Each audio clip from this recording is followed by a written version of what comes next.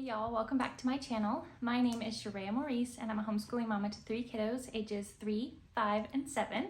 And today I am sharing a first glimpse at my brand new book that I recently wrote. So if you're interested in hearing more about that, then hit that thumbs up button and let's get right into it. So in my last 2 videos, I shared about how I recently wrote a YA fantasy romance, and I'm super excited to be able to share with you today an excerpt from the first chapter of my brand new book, A Bounty of Secrets and Rebellion. It is set to release on September 1st, and so I hope to kind of pique your interest here by sharing this first part of the first chapter with you. So without further ado, let's get right into it. Chapter 1, Griff. A light breeze blew through the trees as Griff paused in the thick of the Hoken forest. The smell of musty earth penetrated his senses as he took a quick breath. He had been running, but something had stopped him in his tracks. He stuck out his bottom lip and puffed a breath of air up to his forehead, displacing the light brown curl that was hanging over his eyes. Silently, he crouched down, bare toes gripping the soft, green forest floor, and listened intently. The sun was directly above him, but under the canopy of thick leaves, a green light radiated through the forest. Turning his head toward the source of the noise that had stopped his flight through the trees, he stood up quickly and adjusted his direction before bolting off again. His footsteps were light and his breathing controlled as he silently sprinted through the forest. He heard the babble of the brook before he saw it, and he came to a stop as his green eyes darted to the right and left, examining his surroundings. Making a quick decision, he crouched low and began to slowly advance toward the stream. Choosing a pair of trees that were joined together at the base and arching out away from each other as they reached to the sky, Griff concealed himself behind the wider of the two and took a slow, calming breath. Reaching up over his right shoulder, he pulled an arrow from the quiver at his bare back and placed it in the bow in his left hand. Slowly and quietly, he turned to face the gap between the trees, his eyes narrowing in on the large elk that was currently drinking from the shallow stream. Setting his feet, he raised the bow and readied his arrow to fly at his command. He took a deep breath and, at the top of the exhale, let the arrow loose. There was a thin whistling sound as the arrow threaded its way through the trees before sinking into the heart of its target. A loud thud. Music to Griff's ears. With a wide smile of victory, he bounded up to the animal, completely abandoning the effort of reticence. As he crouched down next to the creature, Griff solemnly uttered a prayer to the all-god for the sacrifice of the animal. He then slowly pulled his arrow out and began to prepare the elk for transport. A loud snap pierced the air, and Griff swiveled toward the sound while smoothly loading an arrow as he prepared to shoot. A familiar tune sang through the trees. He lowered his weapon and returned a short whistle. Just then, his brother Allo emerged from the dense forest. He was shorter than Griff, with long, silky black hair that hung flat and grazed his bare chest. His eyes were a deep black, which gave him a fierce look. Dressed similarly to Griff, Allo wore no shirt or shoes. He had on brown, animal skin pants that fit snugly over his muscular legs. Draped over his chest and hanging at his back were both his bow and arrows. At his waist, he carried a knife on one side and a hatchet on the other.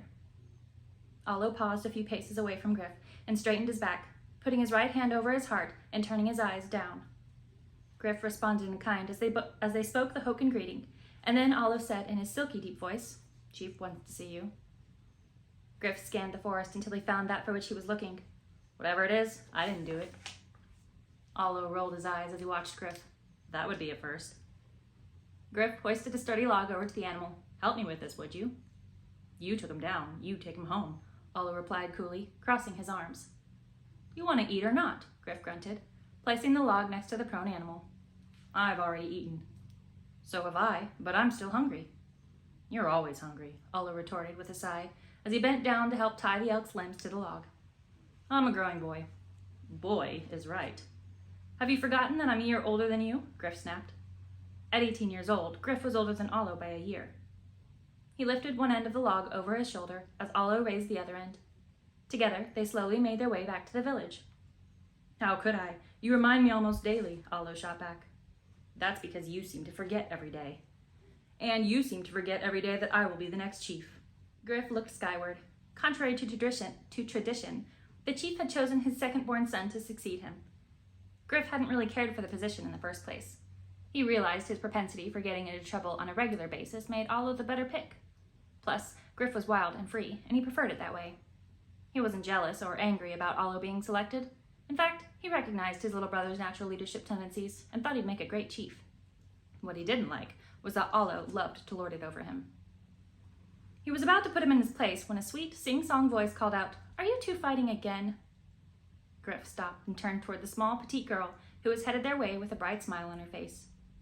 She had her hair braided, as she often did, in a single pleat from the top of her head down to the middle of her back. The black strands shimmered in the sunlight, making her hair seem iridescent. The color tones rippled from black to blue to purple as she walked through direct sunlight. Griff and Alo set the elk down and respectfully offered Haelin the hoken greeting before Griff replied quickly, "I wasn't fighting, I was reminding." Alo barked out a laugh. "So was I." "Is that what you two are calling it these days? Almost all of Elo can hear the chief's sons bickering from a mile away," Haelin replied with a wry smile to Griff. He caught her eye and his heart skipped a beat as Alo said smoothly, "Griff seems to always forget that I'll be the next chief." "How could I? You remind me almost daily," Griff volleyed back. "Is this really how you want to spend your time, boys?" Haelin reprimanded, putting her hands on her hips with a stern frown. Griff loved how her forehead furrowed when she got serious. The effect was disarming. Griff was about to jab Alo with her use of the word boy when Alo stepped up and kissed her on the cheek. "Forgive us, Haelin. We were just heading back to Elo. Would you walk with me?"